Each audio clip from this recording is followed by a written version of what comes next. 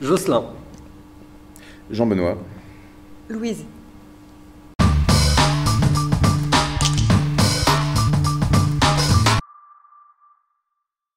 Avis Tempête, bonjour, merci d'être là présent à la boîte. Avis Tempête, c'est quoi et c'est qui exactement?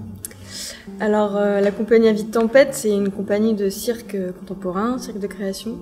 On est basé à La Rochelle et on travaille en théâtre, en chapiteau ou en extérieur sur des structures aériennes notamment.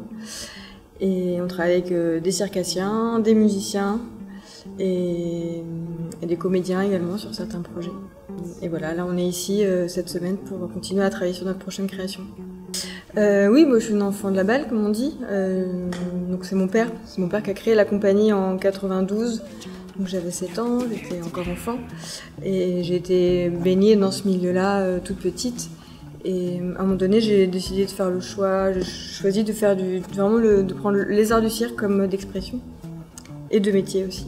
Et j'ai fait plusieurs écoles de cirque professionnelles, notamment la dernière à l'Académie Fratellini à Paris, où je suis sortie il y a maintenant quelques années, en 2007, donc ça remonte. Et ensuite j'ai travaillé avec plusieurs metteurs en scène de théâtre et de cirque également, où j'étais vraiment interprète. Et puis après j'ai fait le choix de monter mes projets, écrire les spectacles, les mettre en scène et continuer à être interprète et artiste dans les projets. Et j'ai décidé de m'entourer aussi. C'est pour ça que je travaille avec des musiciens qui composent la musique et qui, des fois, selon les spectacles, jouent en live. Et puis d'autres circassiens, d'autres techniciens aussi, des régisseurs. Depuis le début, j'aime vraiment m'entourer d'artistes pour les spectacles. Et dans l'écriture que je mène, j'ai toujours à cœur à intégrer la musique au début de la réflexion et du travail au plateau. Et donc j'ai fait appel à Jean-Benoît et Jocelyn il y a maintenant, en 2012 sur des projets. Et l'idée c'était vraiment d'intégrer l'écriture musicale à l'écriture circassienne et au corps, et que ça ne devienne plus qu'un en fait. Donc c'est un travail très long qui demande beaucoup d'allers-retours, qui demande de la création vraiment au plateau. Et c'est pour ça que c'est très important, notamment quand ils jouent en live avec nous. C'est un vrai confort aussi pour les artistes au plateau. C'est un échange incroyable. Et pour moi, c'est vraiment un plus. Donc voilà, c'est vraiment dans l'écriture dramaturgique du spectacle, enfin des spectacles de la compagnie. La musique fait un personnage vraiment à part entière et crée un état dramatique important. Alors moi, j'écris le spectacle, je mets un cadre. Et ensuite, c'est des allers-retours. Moi, je commence à travailler à la table. Après, je commence au plateau.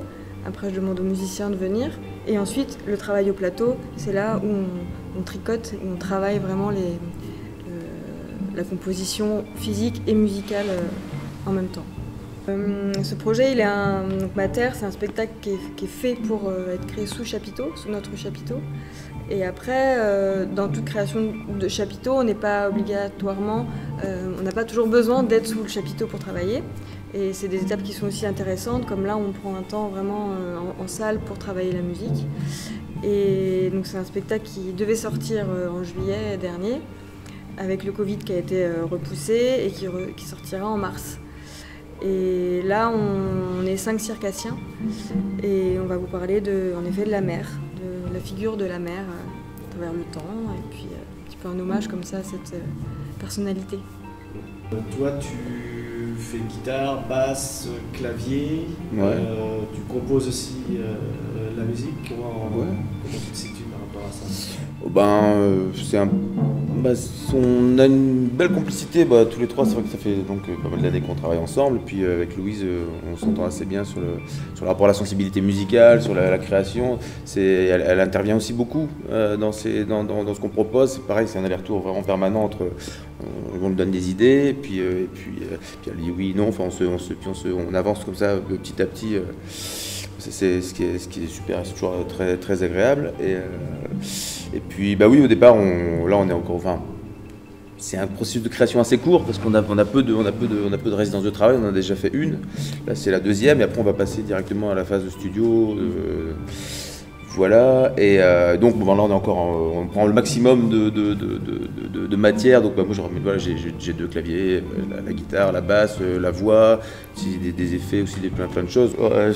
Voilà, on essaie vraiment d'arriver là. On est encore à un stade où on a le maximum d'instruments et de possibilités de création de sons, d'univers sonore pour essayer de resserrer petit à petit, puis voilà, puis tisser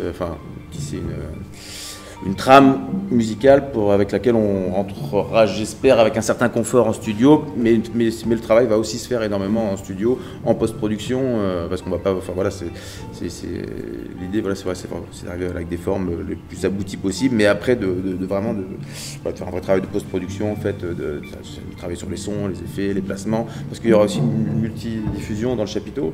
Il y aura 6 points de diffusion et ce sera vraiment 6 points de, donc 6 points dépendants. 6 points indépendants de diffusion de son, donc voilà. Il y a une vraie immersion dans un univers sonore aussi. Une spatialisation qui n'aura pas l'effet de façade comme dans une salle de concert où le public est devant et les musiciens sur scène. Là, on va être complètement immergé dans le son.